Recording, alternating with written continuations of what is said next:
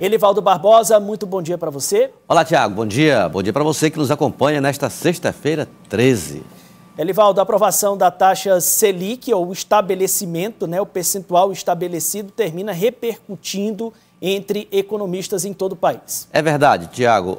A repercussão com instituições que uma atuação muito forte, como a Fiesp, a Federação das Indústrias de São Paulo, setores empresariais que sempre contestam, sempre vão nessa linha de contestar essa política de elevação da taxa de juros por desaquecer ou contribuir para o desaquecimento da economia. Para a atividade econômica, não é bom a política de elevação da taxa de juros, que tem como principal característica blindar a tendência de elevação da inflação, de controle da inflação é o lado da política monetária, mas que tem também repercussão na economia do varejo, digamos assim. Que preocupações o consumidor deve ter em relação a esse aspecto? Na parte política, o deputado federal Merlong Solano ontem disse que é uma medida que deixa o país numa sinuca de bico, essa expressão que mostramos inclusive no vídeo que ele nos enviou. Mas à tarde nós conversamos com um consultor em economia, o professor Antônio Cláudio, que explicou com detalhes as consequências de uma política monetária com base no choque de juros. O aumento da taxa Selic vai trazer uma repercussão muito grande para a economia como um todo, porque a taxa Selic ela projeta os juros futuros.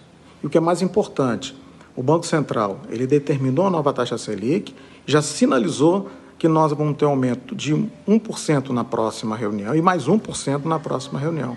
Então nós vamos ter a maior taxa Selic desde do governo Dilma. Então, isso aí vai influenciar diretamente na economia, porque a partir daí os juros futuros vão ter uma perspectiva de aumento. Isso influencia onde? No crédito. Então, quando for comprar geladeira, quando for comprar televisão, quando for comprar o split, tudo isso vai estar um pouco mais caro, porque o juro do crédito ficou mais caro. Ainda tem um agravante. O dólar também está no valor muito alto. O Banco Central ontem mesmo fez uma venda enorme de dólar para tentando baixar esse valor, que é outro agravante. Então, Elivaldo, as pessoas consideram uma discussão distante até o momento em que você vai lá para a ponta fazer uma compra e você não tem o dinheiro para pagar à vista. Se for financiar, parcelar de alguma forma, vai perceber que a parcela vai ficar mais alta em função do encarecimento do crédito. É verdade. Muito embora esse efeito seja sentido, segundo consultores, analistas, economistas, mas com o passar do tempo, não é assim imediato, não é?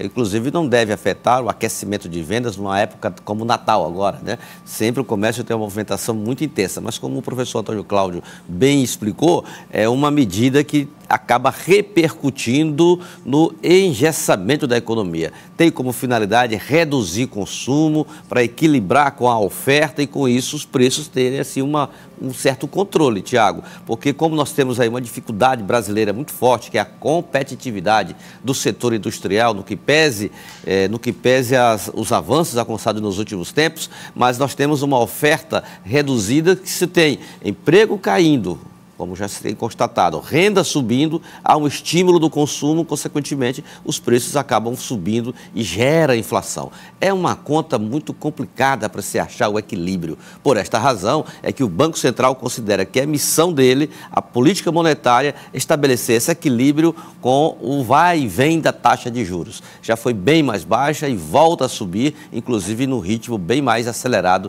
em relação ao que nós obtivemos, ao que nós observamos ao longo do ano de 2025 e 2024. Elivaldo Barbosa, o deputado federal Júlio Arcoverde, se manifestou a respeito da conclusão do relatório da LOA. Avança a Lei Orçamentária Anual, que tem como presidente da Comissão Mista do Orçamento o deputado federal Júlio Arcoverde, concluiu ontem o relatório. Segundo o parlamentar piauiense, o documento deve ser apreciado na comissão e depois na sessão do Congresso já na próxima semana. Encerramos mais uma etapa aqui na Comissão Mista de Orçamento. Os 16 relatórios setoriais aqui da Comissão Mista de Orçamento. Mais uma etapa vencida dentro do calendário programado. Vamos, a partir de agora, cumprir o calendário da próxima semana e fazer o compromisso que o deputado Júlio fez, de votar todo o orçamento até o dia 19 de dezembro. Dia 17, terça-feira, votamos a LDO e dia 18 a LOA. Já está todo preparado, todos os relatórios aprovados setoriais e estão sendo encaminhados para o relator geral do orçamento. Já fica com data marcada, portanto, Elivaldo. Exatamente. O senador Ângelo Coronel, do PSD da Bahia, é o senador responsável pelo relatório geral da lei orçamentária anual que tem na comissão a presidência do deputado Júlio Arcoverde. Tiago. Elivaldo, ontem nós tivemos o anúncio da escolha do próximo presidente do Consórcio Nordeste. Teremos mais uma vez um piauiense à frente, o governador Rafael. É verdade. Ontem o governador piauiense, o governador Rafael Fonteles, foi eleito por unanimidade no encerramento da sessão comandado pela presidente Fátima Bezerra, governadora PT, Rio Grande do Norte. O governador Rafael Fonteles, Tiago, ele foi aclamado nessa cerimônia, no encerramento, e vai comandar o Consórcio Nordeste pelos próximos 2 anos. Inclusive, já apontando alternativas, já apontando prioridades para exercer essa importante função, que é de comandar a região através da integração dos estados nordestinos. Ele falou sobre o assunto. Coloca aí. É uma missão difícil, substituir a governadora Fátima não é fácil, mas nós vamos levar a experiência que tivemos, inclusive presidindo o Concefaz, quando eu fui secretário de Fazenda, para tentar fortalecer o consórcio Nordeste, tentando seguir os passos da governadora Fátima, valorizar as câmaras técnicas, a união do grupo e a defesa dos interesses do Estado em todos os fóruns necessários para garantir mais desenvolvimento para o nosso povo. Os pontos que ele destaca, Elivaldo, aliás, a atuação do Consórcio Nordeste. Queria que você explicasse, para ficar claro, em que tipo de pautas, de deliberações o Consórcio Nordeste atua. Olha, Tiago, logo depois da aclamação do governador Rafael Fonteles para a presidência do Consórcio Nordeste, eu conversei rapidamente, através de mensagens com o governador, sobre prioridade à frente do consórcio. Ele informou que isso vai ser resultado ainda de um entendimento com os governadores para definir as linhas básicas de atuação. Ele prefere decidir isso coletivamente. Porém, ele destaca alguns pontos, como, por exemplo, a pauta federativa, que tem como foco os aspectos econômicos, fiscais, reforma tributária, que está na fase de implantação, e isso o governador conhece bem, porque quando foi presidente do Concefaz, o Conselho dos Secretários de Fazenda, ele comandou, inclusive, a elaboração de uma proposta que, à época, foi encaminhada ao Congresso Nacional, voltada para a reforma tributária brasileira. E agora é a fase da transição, já da implementação da reforma. É uma pauta que seguramente atrairá as atenções dos estados brasileiros e especialmente aqui da região Nordeste. Além disso, o aspecto econômico, os rumos da economia nacional. Mas, assim, setorizados, tem alguns pontos que o governador destaca. Energia, através da transição energética, segurança, saúde e educação. São pontos que seguramente estarão na pauta dos governadores, no entendimento com a União, com o governo federal e também nas discussões regionais para buscar de forma integrada soluções para gargalos que possam surgir nessas áreas. Quando se discute em bloco, Elivaldo, termina-se tendo mais força para apresentar o pleito em âmbito federal. É verdade, isso tem sido assim. Eu lembro bem que quando comandou o Fórum de Governadores, ou então o governador do Piauí, Wellington Dias, avançou muito em diversas pautas e em épocas difíceis, como a pandemia da Covid-19. Você lembra a estratégia de aquisição de vacinas, medicamentos, leitos, enfim. O consórcio ele prestou uma grande contribuição no enfrentamento daquela situação extremamente adversa na área da saúde. Agora temos outros desafios, evidentemente. Tem a transição energética, tem o aperfeiçoamento da integração na área da segurança pública, os investimentos da educação nesse patamar das escolas de tempo integral, que não deixa de exigir também uma certa integração regional e, claro, a parte voltada para a segurança, né? Isso ninguém pode negar, que é um ponto que já vem sendo muito batido, muito procurado através dessa integração que já existe, mas o aperfeiçoamento é sempre bom e é resultado desse clima de harmonia na relação dos estados nordestinos.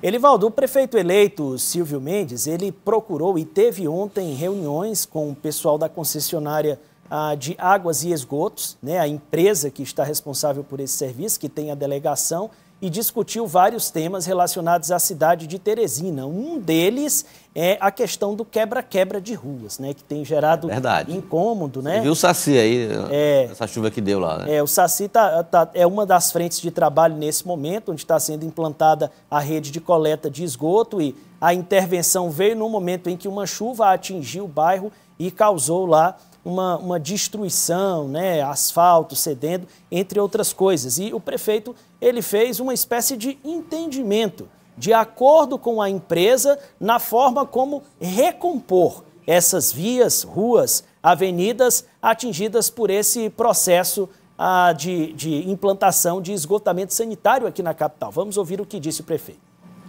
Uma boa notícia para os teresinenses, aqui com os representantes da Agro de Teresina, a chefe da Big Boss, doutora Ana, a SET, que fiscaliza os futuros presidentes das STUs. É para dizer que a gente entrou, depois de uma conversa amistosa, onde a Agro de Teresina vai fazer o reparo de todas as valas mal feitas e mal cuidadas, causando acidentes, por toda Teresina. Serão criadas 10 turmas com pessoas da Agro de Teresina e da Prefeitura, da ANSET, para percorrer toda a cidade e reparar aquilo que está mal feito. Daqui para frente, toda vala que for feita na expansão da rede de esgoto e água será apresentada à Prefeitura e vai acompanhar tanto eles como nós, para poder ser um serviço bem feito e não estragar a cidade. E outras questões, como a questão da ligação, da distância e outras questões pendentes, vão ser discutidas para poder chegar a bom tempo. Todo programa tem solução. Aqui eu fiquei satisfeito e uma boa notícia para vocês. Reforçando aqui o nosso compromisso através dessa cooperação aí com a Sanduz, para a gente revisitar as nossas obras, trazendo cada vez mais um serviço de melhor qualidade para a população de Teresina. Já mantendo entendimentos aí que devem prevalecer para a gestão que inicia em 2025, Elivaldo, e em pontos que estão incomodando a população. Nessa questão, Tiago, nós não podemos perder o jogo na parte mais fácil, porque o difícil é implantar o sistema de esgotamento sanitário. É um investimento elevadíssimo, foi uma operação muito difícil, que foi a subconcessão para uma empresa privada, a atração do capital privado, a expansão da rede de esgoto sanitário, que aí sim reside o resultado em impactos na saúde pública na nossa capital. Você sair de pouco mais de 20% de cobertura, já ultrapassando 60%. Então, aí é que é o fundamental, o importante. Nós não podemos perder o jogo nos acessórios, ajeitar a rua depois que a rede é instalada. Então, acredito que é uma questão apenas de atendimento. É a parte mais fácil do sistema, a mais simples é recompor a rua, o pavimento. A mais complicada, estamos superando bem, que é ampliando a rede de esgotos na capital. Elivaldo Barbosa, o senador Marcelo Castro se manifestou sobre a aprovação da reforma que reformula impostos no Brasil. Aprovada por 49 votos contra 19, o texto base do projeto de regulamentação da reforma tributária sobre o consumo, Elivaldo. É verdade, Tiago. Ontem foi a aprovação no Senado, no plenário do Senado. No dia anterior foi na Comissão de Constituição e Justiça. E agora a matéria segue para a Câmara Federal, que deve ser apreciada em plenário na próxima terça-feira. Ontem, na repercussão dessa aprovação do Senado, o clima foi de comemoração e de ultrapassar um passo importante na implantação de uma nova estrutura tributária do país. Essa é a avaliação do senador Marcelo Castro. Hoje é um dia histórico para o Brasil. Acabamos de aprovar a regulamentação da reforma tributária, que o ano passado nós já tínhamos aprovado a PEC e agora estamos aprovando a lei, regulamentando toda a reforma tributária, melhorando a vida do brasileiro, desonerando a cesta básica, desonerando os remédios, melhorando os preços para os pobres, para que tenham melhor qualidade de vida, simplificando e melhorando o ambiente de negócio para as empresas, para o país crescer, gerar emprego, renda, enfim, tudo vai melhorar para o país agora com essa reforma que nós devíamos à sociedade brasileira há muitos anos. Parabéns ao senador Eduardo Braga, líder do MDB, que foi o relator da PEC, que foi o relator agora da lei, Parabéns a todos os colegas aqui do Senado que deram esse passo tão grande em favor do Brasil. É uma reformulação, trazendo aqui para o entendimento de quem está do outro lado, Elivaldo, inclusive de alguns impostos, encargos que terminam mudando de nome, mas a expectativa é facilitar, inclusive, o entendimento do que se está pagando. Exatamente. Nós teremos uma estrutura bem mais simplificada. A contribuição sobre bens e serviços é o tributo federal, fica com a União. O imposto sobre bens e serviços, os IBS, estados e municípios compartilharão esse imposto, saem os outros. Agora, a discussão no Senado para a regulamentação são exatamente os detalhes, os produtos que entram na cesta básica, a taxação sobre armas, bebidas açucaradas, enfim, uma série de medidas, a Zona Franca de Manaus, as reduções nas taxas, a alíquota mínima ou a alíquota média, que deve ficar em torno de 26%. Agora, essa matéria regulamentada no Senado vai para a Câmara porque ela sofreu modificações no Senado. Nasceu na Câmara, foi para o Senado, lá foi modificada, então volta para a casa original, que é a Câmara Federal, que há uma expectativa, segundo manifestação do presidente Arthur Lira, Tiago, que ela deve ser votada no máximo na terça ou quarta-feira da semana que vem, para daí, como se trata de um projeto de lei complementar, um PLP, segue para a sanção presidencial. Elivaldo, agora uma informação que vai impactar no orçamento de milhares de famílias aqui no estado do Piauí, mais especificamente 200 mil aqui no estado vão receber o Auxílio Gás agora neste mês de dezembro. O anúncio foi feito pelo ministro Wellington Dias, piauiense, e o Tássio Cruz vai me trazer mais informações. 217 mil famílias no Piauí receberão o Auxílio Gás neste mês de dezembro. A informação foi confirmada pelo Ministério do Desenvolvimento Social. Ao todo, 22 milhões e meio de reais serão repassados aos piauienses. O Nordeste será a região que mais receberá o auxílio. Mais de 2 milhões de famílias receberão este benefício ao longo do mês de dezembro. A expectativa do governo federal é mitigar os efeitos da queda de arrecadação das famílias no final do ano. E por isso o Auxílio Gás chega no valor de R$ 104 para as famílias de todo o Brasil. No contexto nacional, mais de 5 milhões de famílias receberão o benefício. Além do Auxílio Gás, as famílias também receberão o Bolsa Família neste mês de dezembro. O Auxílio Gás será pago bimestralmente a todos os brasileiros. E o ministro Wellington Dias traz os detalhes desse benefício que será pago no mês de dezembro e terá nos próximos dias o calendário anunciado. O presidente Lula tem a justa compreensão que combate à fome, à pobreza, não é só alimento e renda. É preciso olhar de forma integral as necessidades do ser humano. E aqui, o Auxílio Gás tem o seu importante papel. No Brasil inteiro, esse complemento com o Auxílio Gás para as famílias do Bolsa Família, de baixa renda, ali também do BPC. E vejam só, no Piauí, são 200 mil famílias que recebem esse benefício e isso também ajuda a circular na economia do estado. Além do Auxílio Gás, a tabela de pagamento do Bolsa Família também será anunciada nos próximos dias. A expectativa é que o governo federal coloque na economia brasileira milhões de reais com o pagamento do benefício, principalmente para o final de ano, um alívio nos cofres das famílias que dependem dos benefícios. A gente está falando de uma injeção de recursos na economia, né? Exatamente, através de um benefício que chega aos lares das pessoas, das famílias beneficiadas, que estão no CAD único e são beneficiadas pela rede de ação social do governo federal. São repercussões sociais e econômicas, né, Tiago? É isso.